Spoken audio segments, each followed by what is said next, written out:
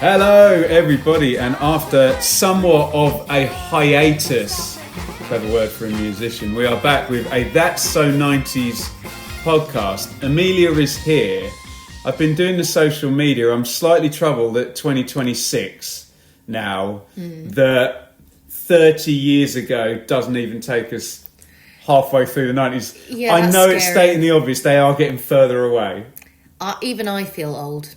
Oh yeah. It's very scary. Yeah. Right, let's get into this. We've got a top 10 to do for today from 1997. Whoop. First of all, blatant pluggery, which is kind of most of the reason why we're here. Come and see the glorious That's So 90s show. We will be in... we'll be at the Diamond in February the 20th. We'll be at the Carnegie February the 21st. Where are we, Amelia? We're at the Robin on March the 14th. I'll do two more. We're in Weymouth the 27th of March. Go on, you can do it. Eastleigh on the 28th. And what can people expect if they buy a ticket for our lovely show, Amelia? I think lots of dancing, lots of fun, lots of 90s classics. Absolutely. Shall we get into some 90s classics by now? Instagram, Facebook, thatso90s.co.uk for your tickets. Right, we are going to today in January of 1997, so not quite 30 years ago, 29 years ago, with a really fun top 10 actually. And were you surprised by the misogyny of the music industry, completely full of female vocalists? I know, this one. right? I thought that was quite a revelation to me. I didn't realise there were that many female artists doing so well in the 90s. Yeah, amen. We normally get a bit of a lag after Christmas. Everybody says the best time to release a record, I think Iron Maiden deliberately do it, is like the week after Christmas because nobody else is releasing. So we have got a few holdouts, including the Christmas number one, but we've got a little bit of everything, starting at number 10 with what I would consider a 90s Europop classic, actually. I genuinely think this is really good. Okay. Where Do You Go by No Mercy, with my research telling me, I didn't realise this, Frank Farian, who was behind Boney M and Milli Vanilli, more controversially, was behind this. I'm sensing from your body language you're going to disagree with me and not like this, but... No, I liked it. Eurodance and like flamenco guitar from Germany. I felt that it was very of the time. It was very of the era, and it was exciting, and it was maybe a little bit different from the norm. It wasn't necessarily my taste, but I enjoyed it. And I hadn't heard it properly before. Oh, yeah. So I came to it very new. But immediately I listened to it and went... Yeah, that's a 90s something song. about the where do you go? There's something about the pronunciation on the vocal which is brilliant. I think it's a great song, and that must have done gangbusters numbers in Europe. Yeah, well, I could see loads of people dancing to it on a beach. Why is it out in January? Because everybody goes on holiday to Barbados or wherever else in January, don't they? And they all go wild. I don't know if that's actually summer. I don't think it's going to make our show. Maybe it could go. Could it go into Guilty Pleasures? It could do. You could just do one chorus, I guess. Yeah, there you go. Number 9. Right, this is the most muso. Yeah, this is the most muso song on the thing. This is "Don't Let Go" by En Vogue, and this is where we have to accept, Amelia, as musicians, that sometimes the muso songs aren't the big hits that everybody loves. No, I know. But this is just fantastic, isn't it? Tell me about it. Oh my God. The vocal on this is just ludicrous. So I think there's 4... Is there 4 of them at this point? Of them. Yeah, but just every single one of them brings a completely different tone to it, but it blends so well. They know... I mean, obviously they know where they need to sit for the harmonies, but it's just so well constructed. And the whole bridge section, that running in and out... Did you know the thing I love about it is that, I mean, you and I arrange harmonies for the show, and you're often trying to get a blend, and you want this person singing in this register, this one. What I love about this is how they're all belting. They just go for it. Makes such a good sound. But I guess, I mean, I don't want to go into a, there's been lots of documentaries about, was England ready for a black female band at this point. But it is very gospelly for the English audience to be a top 3 or a number 1, isn't it? But then I think when you consider that 1997, Destiny's Child were just... They're coming, aren't they? Yeah, they're just on their way in. So I think En Vogue really kind of paved the way to allow them to have that greatness. That's a great comparison, because if they packaged this like Destiny's Child packaged, maybe it would have been. But yeah, this is absolutely fantastic song, and I was surprised it wasn't a bigger hit, but I just think it's the gospel thing not translating to the UK. I agree, but I think it's one of those songs that didn't do well in the charts, but is just a song that everybody knows. Yeah. There's some of those songs that do just translate and they just stay in people's heads. And if TikTok stays around, I reckon every 5 years or whatever, it will trend on. Yeah, exactly. Oh my goodness! Now you and I have a David Foster, the producer. Amelia's guilty pleasure is St Elmo's Fire from David Foster. It's a brilliant song. It is a brilliant song. I'm going to say this now, and I know we do a lot of these. This song is Unbreak My Heart. This is a masterpiece. Oh yeah. This is such a great recording, a great vocal. It features. I'm into my chords and my harmonies. The production's insane. Oh, and it features, when she goes to the key change, one of the most satisfying 15 seconds of music I think I've ever heard in my life. But just talk as a singer about the colours, because she sings so low in the verse, and she growls and she sings high. She's got such a song. Yeah, it's like she's trying. This is like her Celine Dion moment. But she's so completely the opposite of Celine Dion vocally. I think it's.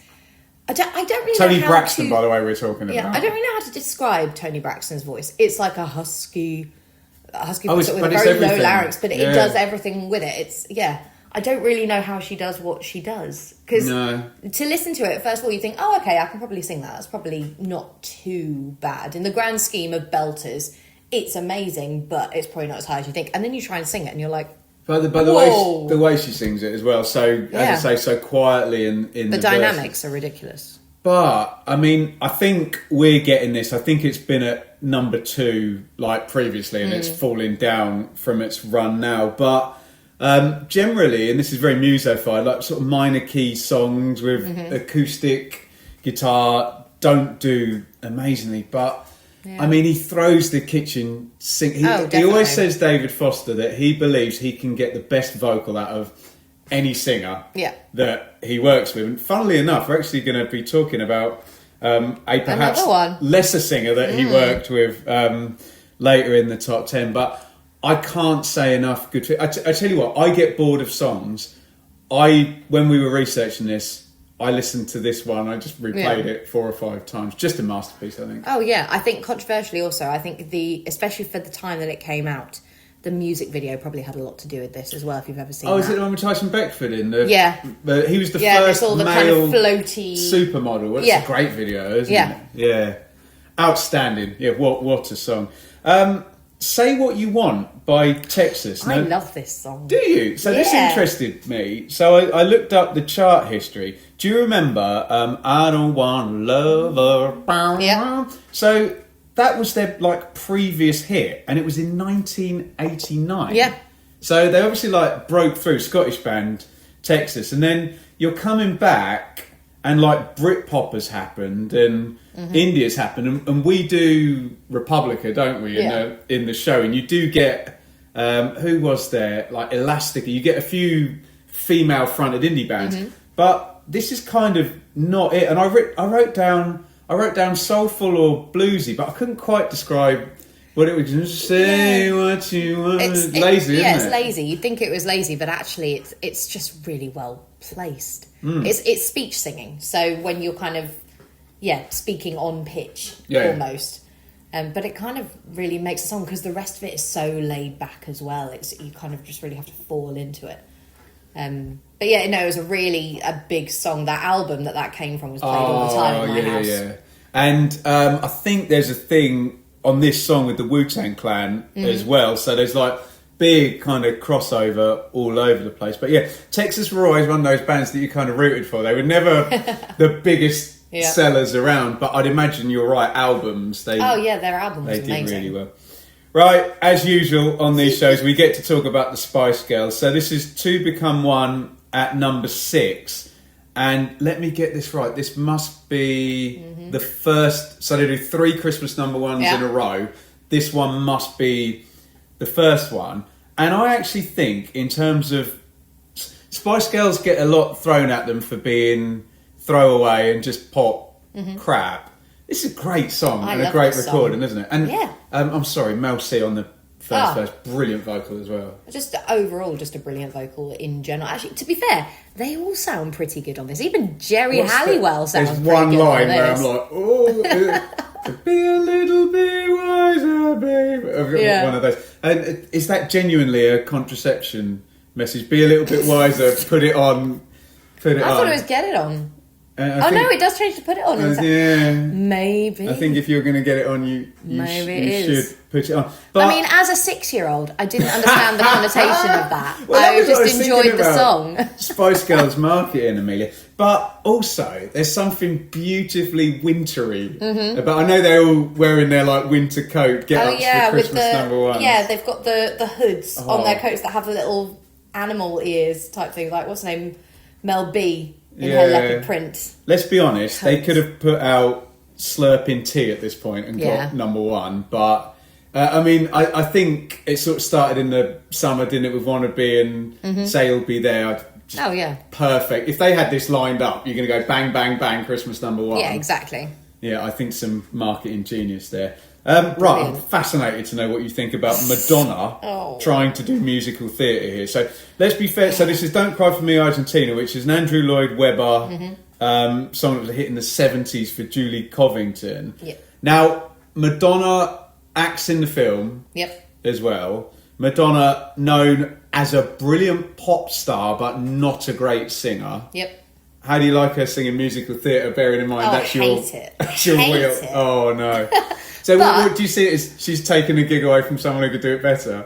No, I think actually, in terms of her presence in music at the time, her relatability to a very big audience. She hasn't done the Frozen goth thing yet, has she? I mean, no, not quite yet. Possibly, yeah. She's still at the top of her game. Like she's still the most wanted, I think.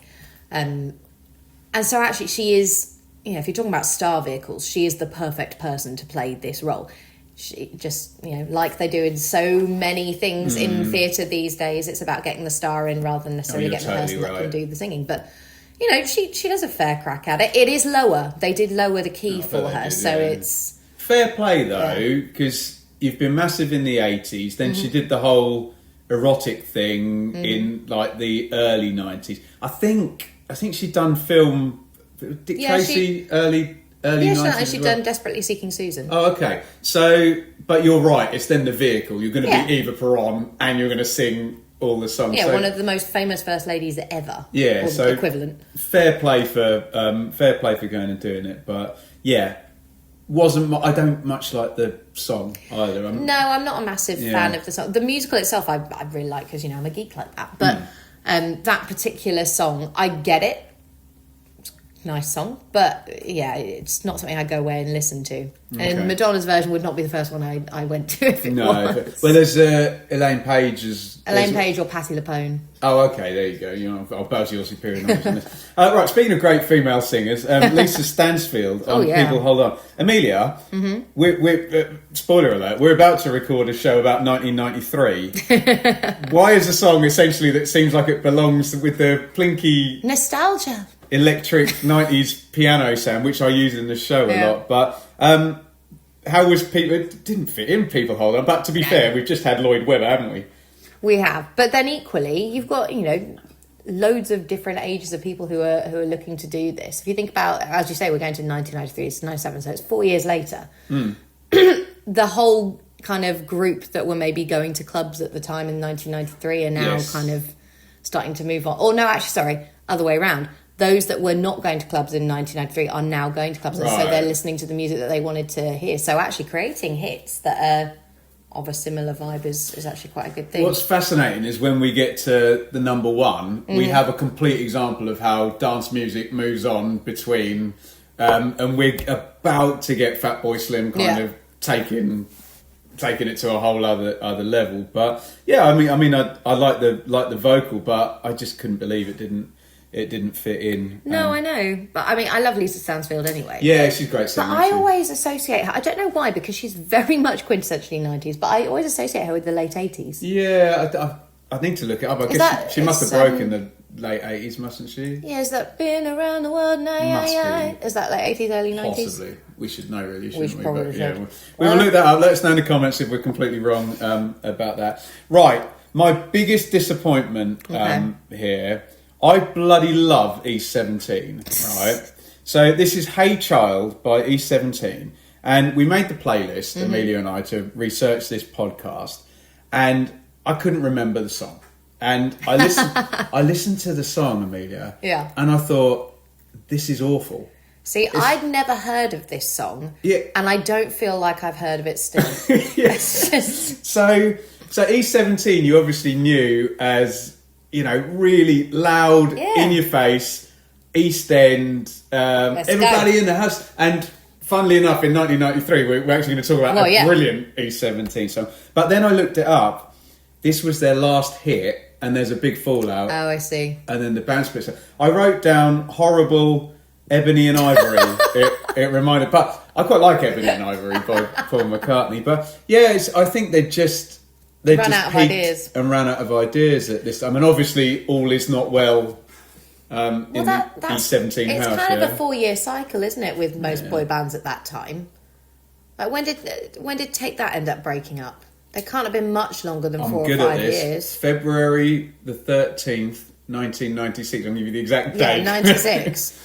They had a good run though, because they were quite early 90s. They did. So they maybe lasted, 5-6 years? 5-6 years, that's kind of the lifespan of a... Yeah, I feel you. Of a boy band in the 90s. Speaking of the lifespan of a boy band, here come the Backstreet Boys. Quit playing games with my heart. Yes. It feels like, and I know they were out in Sweden with the same songwriting team. Yeah. That it's almost a bit like IKEA kind of songwriting thing. They just produced one after the other, great songs, very similar sound. And I've made a note to get to I Want It That Way.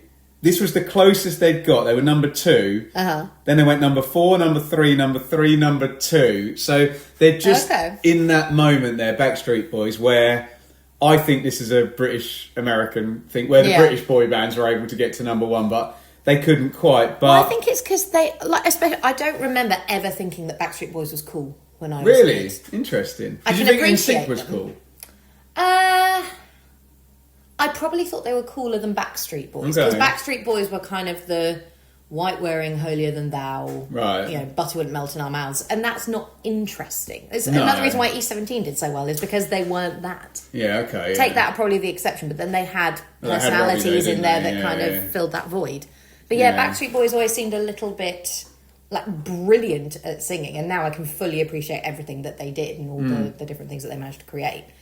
But yeah, they always just seemed a little bit like the When You're Going to Take Home to Your Mum, and that's not the one that anyone wanted to hear, I don't think. Really good song this though. Oh, it is a great song. Yeah, and they do all the tricks. We haven't reached the Westlife key change era yet, but they do. They always do their minor key, middle 8, breakdown, big final chorus, away you go. Which, of course, Westlife just built on. They just went, we'll just do the Backstreet Boys thing and really go for it. Same songwriting team. Yeah, exactly. 100%. Them and Boyzone. What do? We do a couple of Backstreet, don't we? We do a number 3, and we do the number 1 that finally got there at the end. Speaking of number 1s, what a peculiar number 1 we've got here. This is Armand Van Helden's remix of Tori Amos, Professional Widow. Yeah. And if you had to hum it, it's the one that goes, "You gotta be big, and they're gonna be big." That's literally all I know of it. Yeah. That's all I remember. But isn't that that you make the comparison to People Hold On and early 90s dance music? We're now in proper house sample type situation. I find it a little bit sad that someone as talented as Tori Amos, who's like this Kate Bush style piano singer-songwriter savant, never gets to number one in the UK other than this remix. that. But I think the artisan part of her would quite like that she'd done this side of it. But doesn't feel like a Tori Amos song, but it's her biggest hit here. That's so strange. I didn't realise that. That's the biggest one. Cornflake Girl was number 4 or 3. Someone will correct us in there. That's the one she's known for in the UK. But I think if you look at the difference between those two songs, between People Hold On and that, it's what was I gonna say? It's a little bit like, this goes like a very strange comparison, but it's a little bit like AI, like where you go, oh yeah, we can make this better by doing X, Y, and Z and make it bigger and do it, And it feels like dance music, but like AI music was more songy. Yeah, you'd have a bridge and a middle 8, but I mean, this is where, and we mentioned Fatboy Slim's going to take it, and Chemical Brothers as well, where you're going to sit on a hook, and I guess the DJs, and actually that's a great point. Even if I made it myself, sorry, it's a very arrogant comment. That's all right. But we're now going to Superstar DJ era, where the star is not Lisa Stansfield. Who can you get to sing? It's the DJ. It's the DJ who's the star now. That lasted for quite a while, actually. That went, that kind of Superstar DJ thing kind of went all the way into the early 2000s. Well, but I think like Avicii and beyond. Well, yeah, exactly. Yeah, quite. Calvin Harris. Right, there is your chart. 17th of January, 1997. Let us know your favourite in there. I've got to go for Unbreak My Heart is my favourite song. So you now can't pick that one. Okay. Amelia, that's what do you fine. like in that top 10? The muso in me wants to say Don't Let Go, but the child in me wants to say To Become One. There you go. Both excellent choices. Thank you everybody for checking in with us on the 17th of January 1997. Check us out here on Facebook, Instagram, TikTok, Twitter, wherever you're watching, and please come and see the show. That's So 90s, touring around the UK for the next 50 years, celebrating the music of the 90s. And we will see you next month for a delve in to February of 1993. Oh yeah.